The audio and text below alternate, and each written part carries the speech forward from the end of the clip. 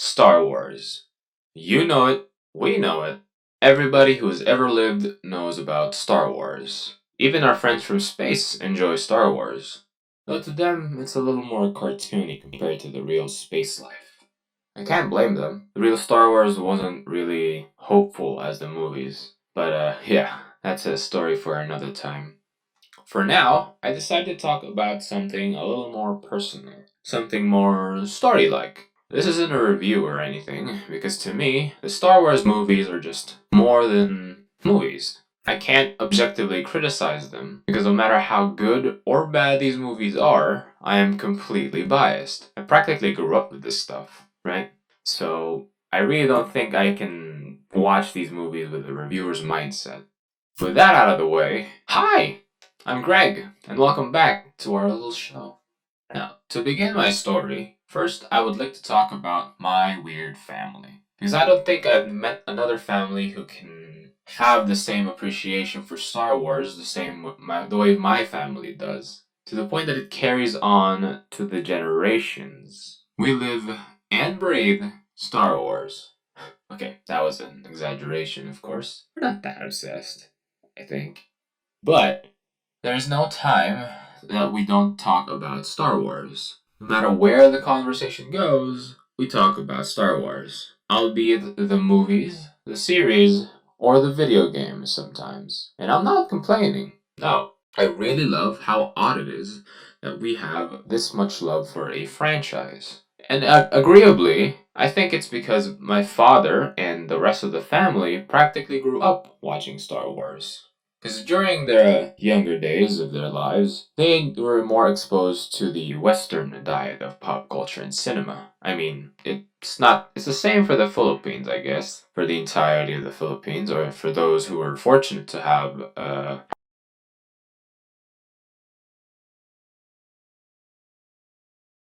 access to movies and cinema and such. Anyway, my father told me that he was only 7 years old when he watched A New Hope in theaters, and obviously they loved it. Because why wouldn't you love A New Hope? Can you imagine seeing it for the first time? During that era, it was so unique. It's a sci-fi adventure with a space wizard, a slick gunslinging cowboy, a hairy monster with a crossbow, two robots that have more personality than you. I'm sorry.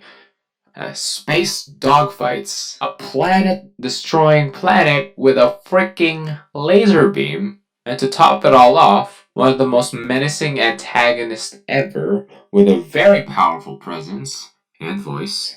I love you, Mufasa. To be ever put in a movie. Oh, and have I mentioned lightsabers? Sure, nowadays these seem uncommon. I mean, look at us, right? Robots. We don't have lightsabers though. The closest thing we have are plasma cutters, but they're really small and don't cut as good. This love for the franchise managed to follow the family until they had us, me and my cousins. And obviously, we get to share this love. I mean, like I said, we never stop talking about Star Wars. We actually treat the premieres back then as a family event of sorts. Whenever there's a gathering and we catch up, we talk about Star Wars. Even if we don't mention a movie or a series or anything in general, for some reason, it always goes back to Star Wars. I have no idea why. But, yeah. I don't think there's a family that can casually say that they have lightsabers lying around the house and, bring them to any party when convenient. I think every member of the family had lightsabers, plastic or replicas. I was the only one who didn't have a lightsaber when I was a kid. Probably because I didn't ask for one. And the fact that I kept playing video games back then. I never bothered to do anything else other than play video games. Sorry. Where was I going with this? Oh yeah. Why talk about Star Wars, right? If it's not obvious enough, it's May the 4th. Or depending on if I finish this video early. But yeah, it's Star Wars Day. Or to us, I guess it's Star Wars Week. Because honestly, who can binge Star Wars all day anymore, right? I just wanted to casually talk about and celebrate this franchise that succeeds to stay relevant to this day. and still manages to gather an incredible amount of fans throughout the generations. Even though it's not the same thing when it started. So, to add up to the story, I want to explain my personal take on why I love this franchise. Let's rewind time to go back when I was a young boy. My father took me to the cinemas to see a movie. He said, "Son, when you were a baby, we watched The Phantom Menace, and during the entirety of the film, I didn't cry at all. I didn't even make a sound. I was so comfortable in the theater, and I took this as a realization that I was born to be a freaking nerd." I mean, that's where it probably all began, right? The love for movies, the love for video games, anime, manga, books, and all my other hobbies. But of course, I didn't know at the time. And as I stated earlier, I wasn't really a big Star Wars kid. I preferred watching Lord of the Rings back then. I watched Star Wars for sure, but I didn't have the same feelings that I do for it now that I did back then. But I guess it was because I was very young and I couldn't really comprehend stuff that much. I didn't see the deeper meaning behind the movies and everything. Anyway, so the emotional connection hasn't really been made. The only thing that got me connected to Star Wars was, well, my love for the video games. In fact, these video games, the Star Wars video games, are the ones that really, really captured my adoration, or captured my adoration for the video game. Because, Star Wars, being this massive franchise, obviously had a plethora of video games. And fortunately, I was able to play the video games on the consoles, i.e., Battlefront 1, Battlefront 2, the old ones, the better ones. Force Unleashed was fun as well. The Revenge of the Sith game was so addicting, I remember that very much. There were also those games on the PSP, like Renegade Squadron, Elite Squadron, and there was this spy one. The bounty hunter lady with a droid that looked like Ayla Secura.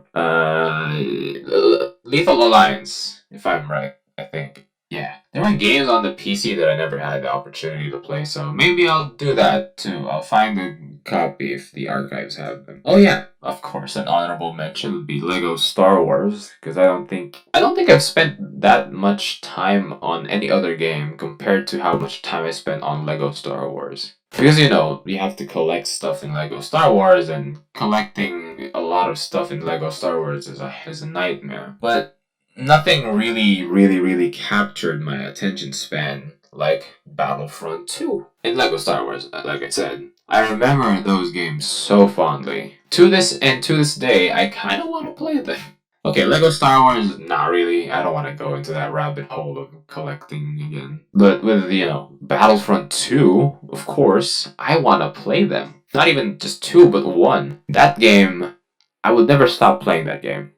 Whenever I had the opportunity to, I would play that game non-stop. I even have a customized playlist of the maps that I want to spam over and over again, even if it means like it's basically just playing the entire map, right? Anyway, because in Battlefront 2, you could actually make a custom playlist of the maps from the game, and then they have a different assortment of game modes and such. I'd have like a Coruscant, or what was the planet again? Kashyyyk in space. And then you go over to Coruscant for like the ground war, the conquest. And then in between, I'd have the Wampas versus Rebels. And there was also this mode in like whenever you have the opportunity to as well. I remember.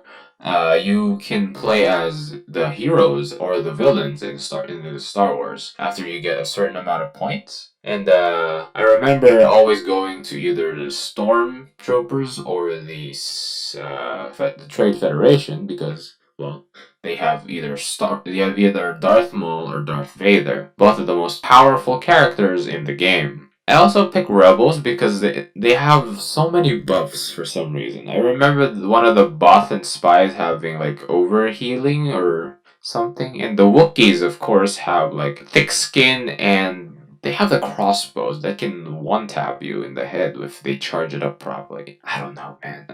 Anyway, I got so addicted to this game that I even unlocked the buffs for the players, like bonus damage buff and everything. I even unlocked all the specialized guns.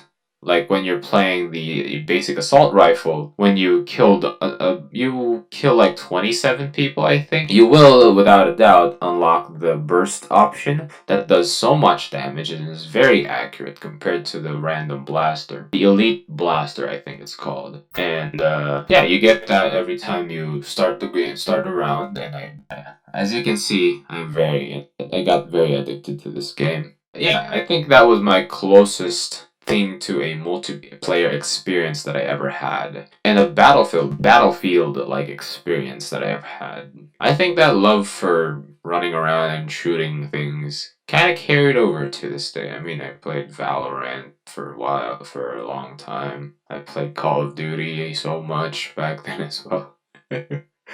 Anyway.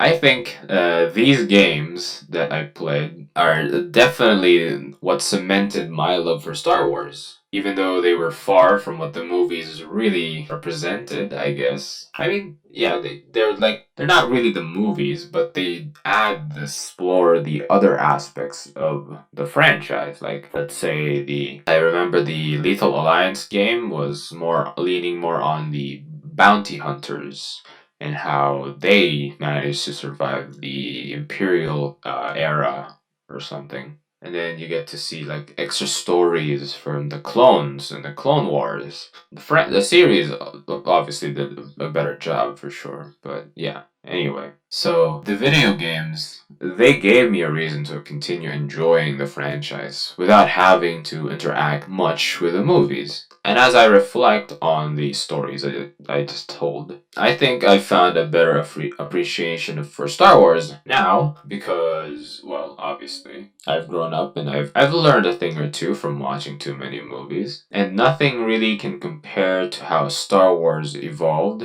and how Star Wars remained relevant to this day. I mean, even our youngest member of the family knows about Star Wars, right? So to me, personally, I think Star Wars represents family and simpler times where there's not much complicated stuff to think about, right? These memories, without a doubt, I will hold on to and impart to whoever succeeds me in the future, right? And I think that's a good area to stop.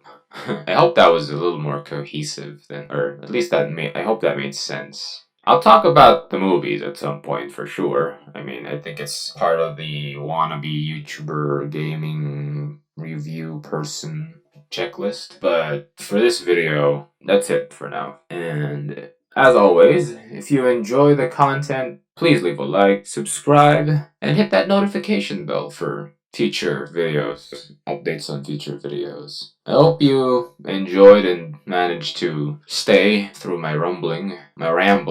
And yeah. We have been the nerds of Dolo 2. Well, mostly me. Thank you for your time. Have a great day. And may the force be with you. Bye bye!